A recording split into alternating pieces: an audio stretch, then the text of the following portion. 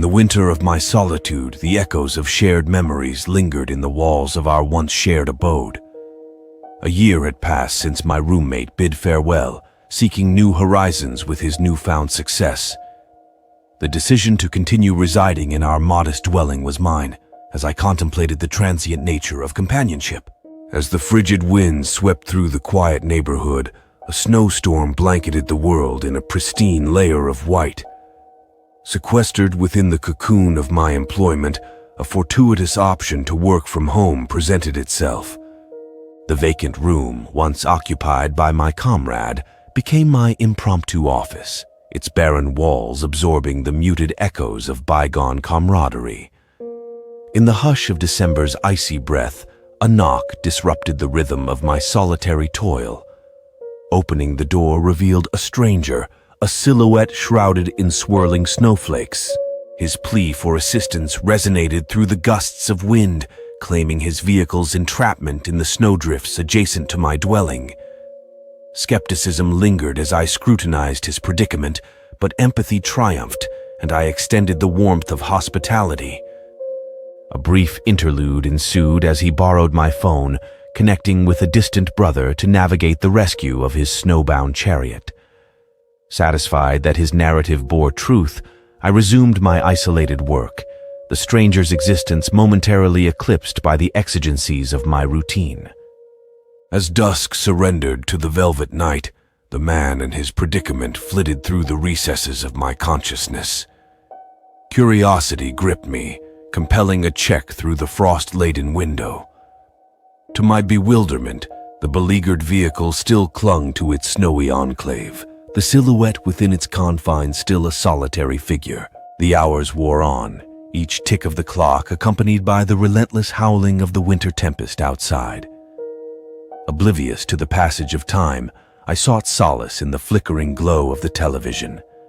The persistent thought of the stranded man lingered, a question mark etched upon the canvas of my contemplation.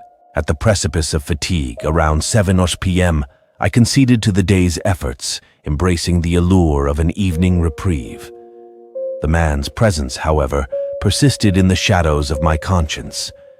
Duty beckoned me back into the nocturnal abyss, compelling a final inquiry into the persistence of his stranded existence. An eerie stillness cloaked the exterior as I approached the window once more.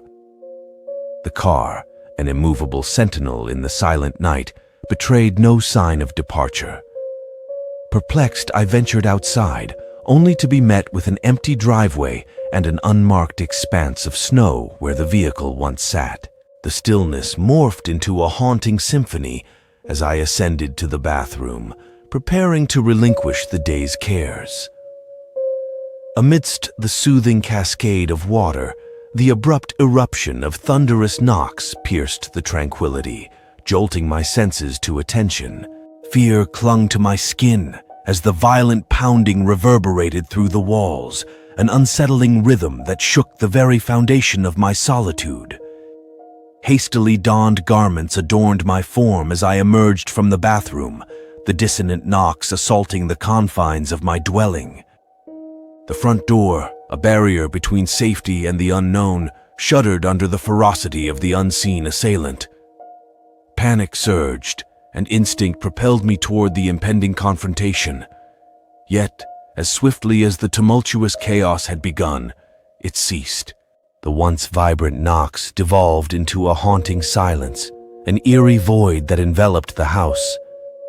Stilled by the abrupt cessation, I stood suspended in the silence, the residual echoes of fear dissipating into the cold winter night.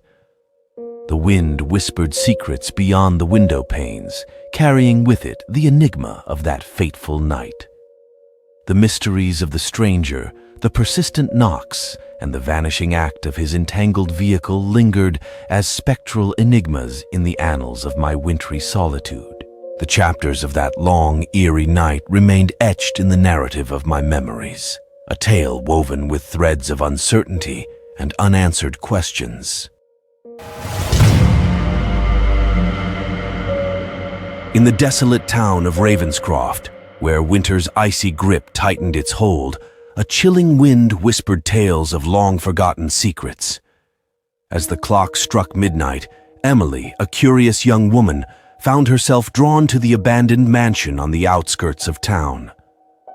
The moon cast an eerie glow over the snow-covered landscape as Emily stepped through the creaking gates of the mansion. A haunting silence enveloped her, broken only by the distant howl of a lone wolf. The mansion's decrepit facade seemed to leer at her with broken windows like hollow eyes. Inside, the air was heavy with the scent of decay, and the floorboards groaned under Emily's hesitant steps. Shadows danced on the walls, playing tricks on her imagination. As she explored further, she stumbled upon a forgotten library adorned with cobweb-covered books. One tome bound in tattered leather caught her eye. The book revealed the mansion's sinister history, a tale of a wealthy family cursed by a vengeful spirit. Legend spoke of a ghostly figure that emerged on winter nights, seeking revenge for a dark betrayal. Emily dismissed it as folklore until a bone-chilling breeze swept through the room, extinguishing the candles. Panic set in as Emily realized she was not alone. Flickering shadows materialized into spectral forms, and the temperature plummeted. Whispers echoed through the halls, recounting the tragic story of the family that once thrived within these walls. Desperate to escape, Emily navigated the labyrinthine corridors, pursued by ghostly apparitions. The mansion seemed to warp reality, trapping her in a nightmarish loop. The walls closed in, and frozen breaths brushed against her neck.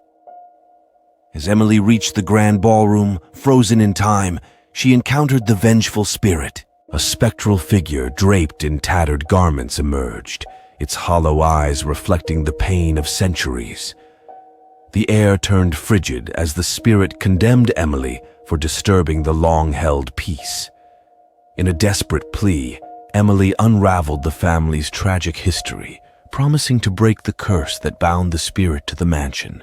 The ghostly figure hesitated, its ethereal form flickering with uncertainty.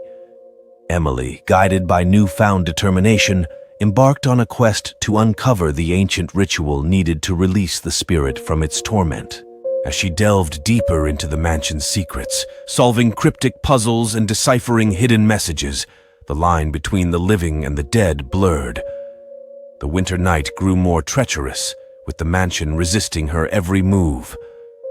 Yet, fueled by a determination to free both the tormented spirits and herself, Emily pressed on. Finally, in the heart of the mansion, Emily discovered the ritual chamber. A frosty atmosphere permeated the room as she followed the steps outlined in the ancient text. The air crackled with energy as the curse began to lift, releasing the spirits that haunted Ravenscroft.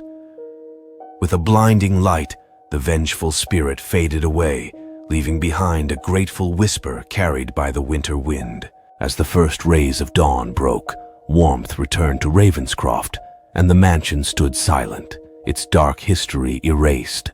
Emily emerged from the mansion, the weight of the curse lifted, and the once frozen town slowly thawed.